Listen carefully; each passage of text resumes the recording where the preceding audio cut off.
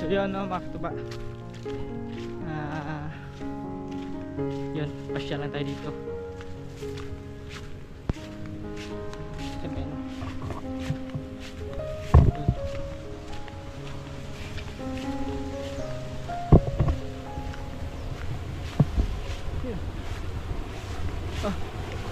Bukas pala ito din eh.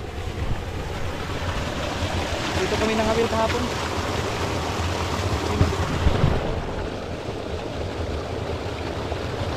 Yung bula.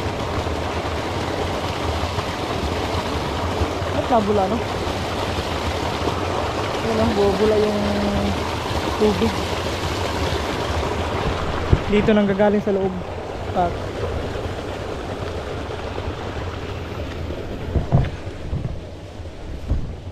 Balik tayo, guys.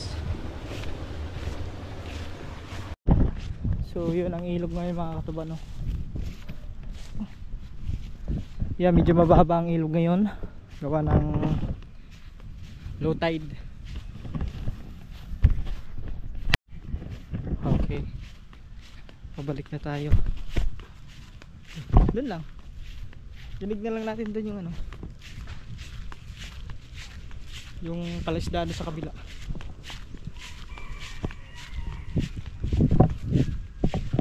So kahapon, mga katuba, ay yun, ayan yung pinutulan natin kahapon, oh.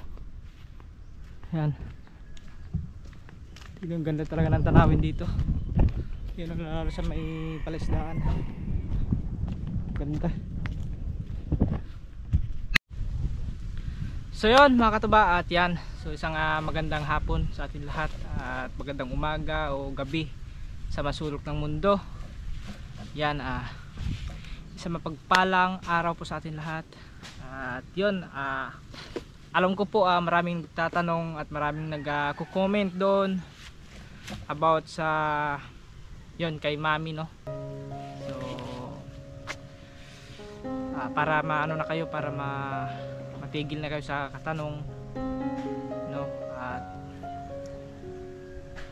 yun, so ngayong araw na to is magsasalita na ako para mas maliwanagan kayo, no, mga katuba, kasi pasensya na kayo sa mga nagko-comment dyan at saka mga nagko-comment doon sa live kung bakit hindi ko kayo masagot, no? Actually, mga katuba, ito ay nasabi ko naman to sa live ko nung una, nung nasa Mindanao pa tayo, no? Nung nandun pa ako sa may Kalamansig, dun sa tiyahin ko. So nasabi ko na to doon. Siguro yung iba hindi naman siguro nanonood sa live natin nung time na yon, at saka yung iba hindi nakapanood. So kaya hindi maiwasan na maraming magtatanong kung kumusta na nga ba kaming dalawa.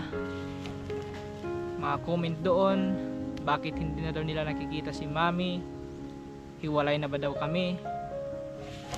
So ito yung katotohanan, mga katuba, no? Kasi medyo naawa din ako sa kanya gawa ng binabas din siya. So ayaw ko naman ng gano'n na yung taong minahal mo ng tunay ay ibabash, no? So ayaw ko nang ganun. Gusto kasi na peaceful yung pamumuhay, no? Kasi pero hindi naman talaga maiwasan yan na about sa social media. Siyempre pinakilala ko siya sa inyo noon yan, at nagkasama kami sa vlog, at yan, siyempre mga katuba, pinatunayan ko naman yun sa inyo. Pinatunayan ko sa kanya kung gaano ako katotoo sa kanya, kung gaano ko siya ka mahal, diba? At saka yun, at pinatunayan ko din naman yan sa magulang niya. Kaya yun, kaya nga sumama tayo, sumama ko sa lugar niya para maipakita sa magulang niya na malinis yung intensyon ko at seryoso ako sa kanya. Yan. Ako kasi mga katuba, pag once na mahal ko talaga isang tao, handa ako sumugal kahit anong mangyari, no? At yun, piliin natin kung saan tayo maging masaya. So yun nga, yung time na yun mga katuba, pinili ko siya kasi nung dumating siya sa buhay ko, as mas lalong yun, nagkaroon ng kulay yung mundo ko, panibagong pag-asa na magmahal ulit dahil sa kanya. So pero hindi ko naman po in-expect na yung pagmamahal ko na yun is yun, mauwi lang sa wala. So no choice tayo kundi kakayanin natin, no? Kasi gano'n naman talaga sa mundo, no?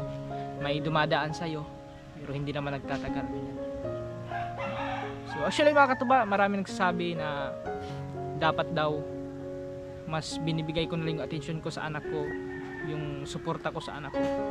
Siyempre mga katuba, hindi naman po, ito lang po, hindi naman po lahat ng pag-uusap namin ng anak ko is naka-record po yun. So merong, lagi po akong natawag doon, nagkakausap kami ng anak ko. Yan, at saka hindi ko naman po pinapabayaan kasi obligasyon ko po na suportahan ko yung anak ko kasi nag-aaral na. So siguro yung iba hindi lang nila mag-gets na may off-cam ganyan. So hindi ko naman po pinapabayaan yung anak ko kasi obligasyon ko yun. At saka importante sa buhay ko yun.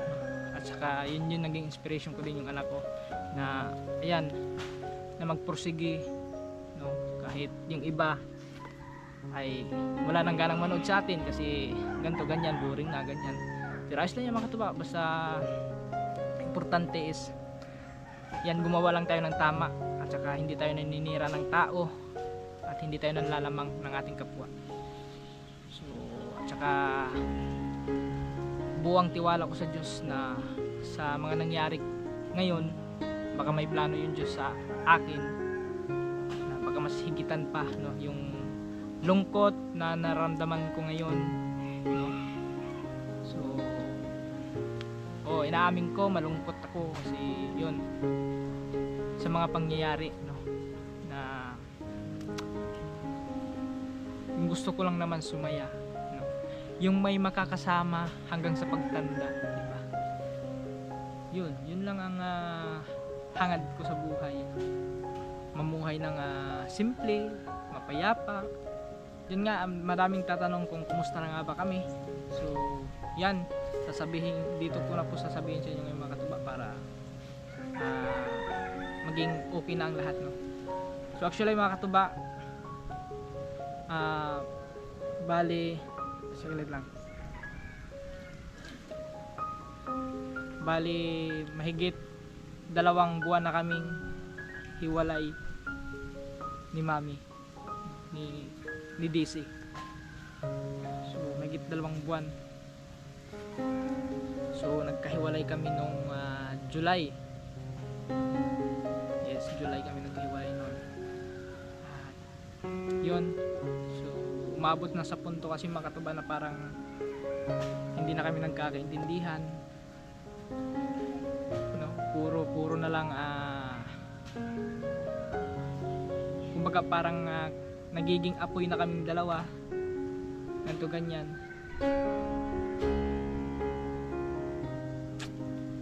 At yun, nung nandun pa siya sa Santa Clara, pinauwi ko siya. Pinauwi ko. Pero may dahilan mga katuba bakit ko nagawa yun na pinauwi ko siya. May dahilan po. So una, sobrang ramdam na ramdam ko habang kami ay magkasama na parang baliwala na ako. O di ba? Medyo masakit sa part na 'yon. Yung taong minahal mo, sineryoso mo, tapos ganun lang yung mararamdaman mo pag tumagal, no? Doon po mayroon na siyang pinaparamdam sa akin na panlalamig. Kumbaga pinaparamdam na rin niya na parang hindi na siya interesado kung anong meron kaming dalawa, yung pagsasama namin. So, tsaka yun, so meron din mga bagay-bagay na yung dapat sa amin lang, no? So dumating sa point mga katuba na sinasabi niya na doon sa mga kaibigan niya kung anong mga problema namin sa tuwing nag-aaway kami, no? At yun, so dahil sobrang nasasaktan ako sa pinaparamdam niya sa akin, na yung tipong parang hindi ka na mahalaga sa buhay niya. Sa sobrang yan, kumbaga nadala ko sa emosyon ko na yun, kung di ko alam bakit pumasok sa isip ko yun na pauwiin siya. Actually mga katuba, hindi ko talaga gusto yun na pauwiin, pero nakita ko sa mga mata niya, gusto rin niyang umuwi, no? So yun, sinubukan ko kung tutuloy ba siya. Kaya yun, binigyan ko siya ng pamasahe. At yun nga, hindi ko sana yun itutuloy, pero ang sabi niya, uuwi siya kasi magnininang siya doon sa kanila. Sabi ko, bakit dahilan doon uuwi ka ganyan? So ibig sabihin parang pinapatunayan na talaga niya na talagang gusto niya umuwi, kasi gumagawa na siya ng ng paraan na gusto niya umuwi kasi ganito ganyan. Pero nung nalaman ko, hindi naman pala nagninang, no? So pero ayos lang yan, wala lang yan. Pero sobrang sakit lang sa kalooban mga katuba, kasi simula umpisa hanggang dulo lumaban ako. Pinaglaban ko siya mga katuba, kasi pasensya na kayo mga katuba kung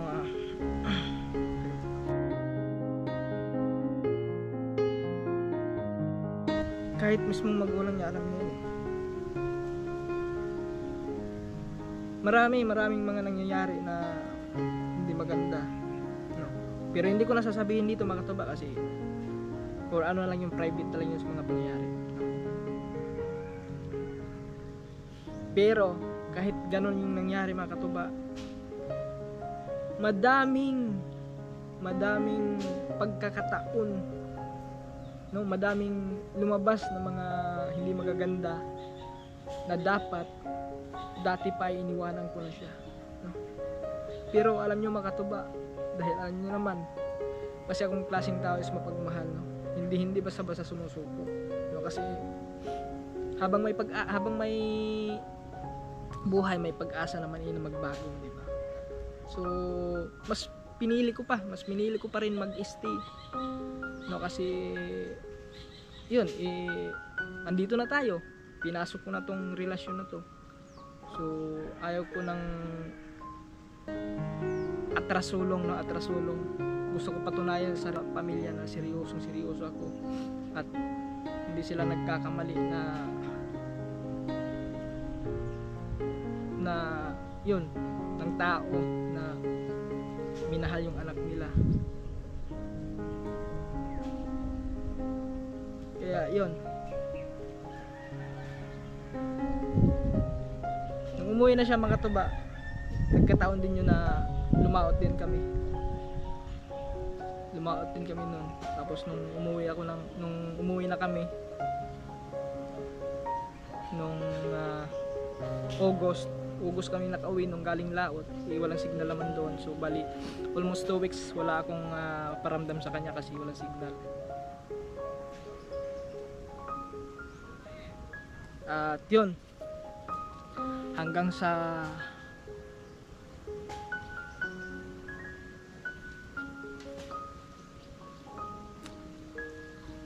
yun, hindi ko na napigilan na maging emotional araw-araw, no? Kasi as in, mga katuba, no, alam nyo, as a part sa isang tao na nagmamahal ng totoo, sobrang sakit, sa totoo lang. Sinsya na kayo pala, iyakin naman tayo. So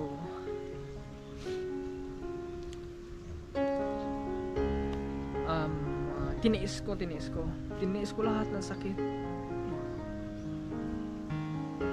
Pinipigilan kong umiyak, pinipigilan kong hindi siya isipin, pero lumalabas pa rin sa isip, no? At dito.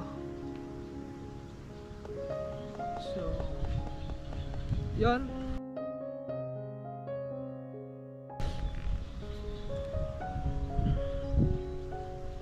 actually mga katuba, nung pag-uwi namin galing laot nung August,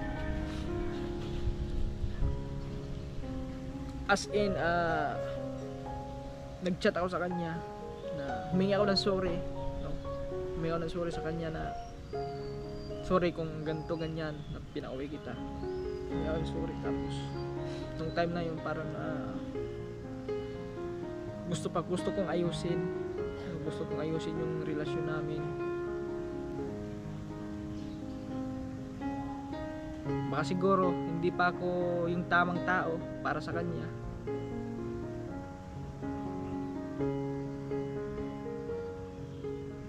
Kaya yun, pakiusap ko lang sa inyo mga katuba, sana huwag nyo na po siyang ibas, no? Hayaan nyo na lang po siya kung ano yung gusto niyang gawin, kung saan siya masaya, susuportahan ko na lang, no? Masakit man, napakalungkot man, pero no choice tayo kundi tanggapin na lang natin.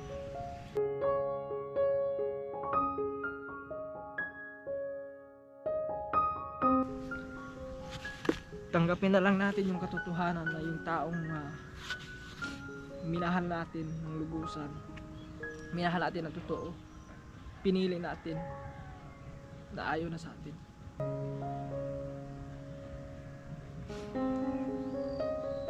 Aminin ko mga katuba, may diba maraming nagtataw sa inyo, ganito ba ganyan, may attitude ganyan. Yung sa akin mga katuba, yung attitude baliwala naman sa akin. Kung ano pang attitude mo, basta pag once na pinili kita at minahal kita, tanggap ko. Kasi yung attitude, pwede mo pa naman baguhin yan eh. Habang may buhay ka, pwede mo baguhin yun. May pag-asa pang magbago, no? Kasi lahat naman tayo dito sa mundo may pag-asang magbago. Nasa iyo lang yon kung gusto mo magbago, diba? Kung marirealize mo, maiisip mo na parang hindi na tama, parang mali na yung ginagawa mo, pwede mo yung baguhin. So ito lang mga katuba, yan lang ang pakiusap ko sa inyo.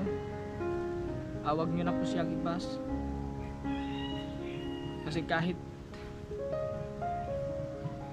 wala na kami, no? Kahit wala na kami, pero hindi lang po siyang ibas. Ako na lang po makikiusap sa inyo.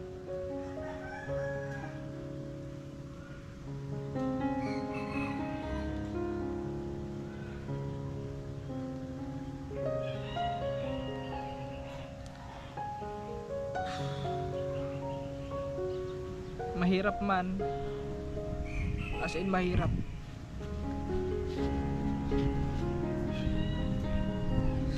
Ay,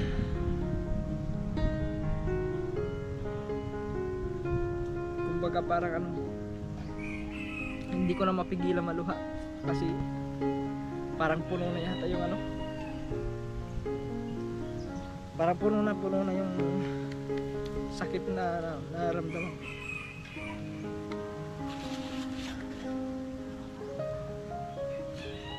Nakakaano lang mga katuba, nakakaano lang talaga, as in nakakalungkot lang kasi yung pinili ko, kala ko kasi yun na, kala ko sasamahan na tayo, sasamahan na hanggang sa pagtanda, pero hindi pa pala.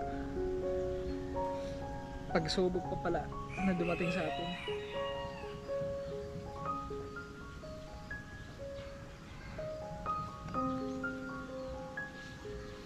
Sa magulang niya mga kataba, alam niyo wala akong masasabi sa magulang niya kasi talagang grabe, napakainit ng pagtanggap sa akin doon, sobrang bait nila, kaya sobrang nagpapasalamat, no? Sa magulang ni DC, kay mamang at kay papang. Maraming salamat sa pagtanggap niyo sa akin dyan nung nandyan pa ako. Hindi ko kayo makakalimutan kasi sobrang bait nyo.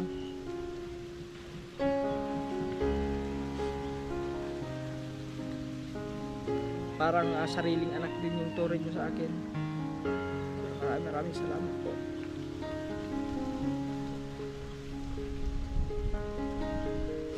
At yung kay DC naman, yan.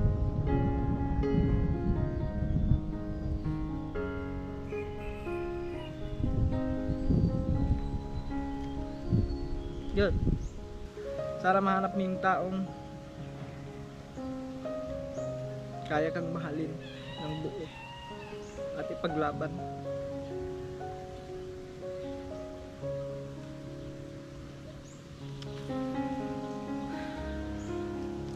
So yun, mag-iingat ka na lang palagi. So this is the ano na lang to, ito na lang last na message ko. Ingat ka na lang palagi sa araw-araw na sa trabaho mo.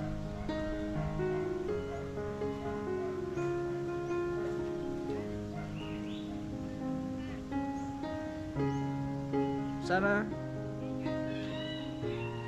maging masaya ka.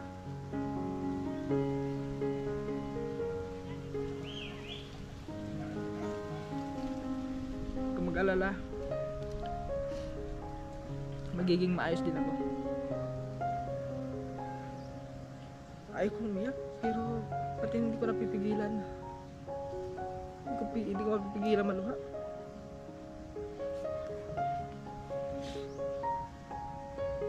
Ang hirap mag-move on sa tao. Minahal mo, no?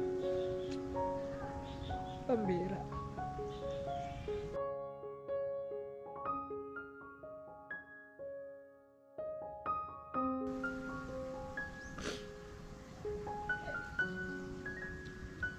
Piraso lang yan. Ganun talaga ang buhay dito sa mundo.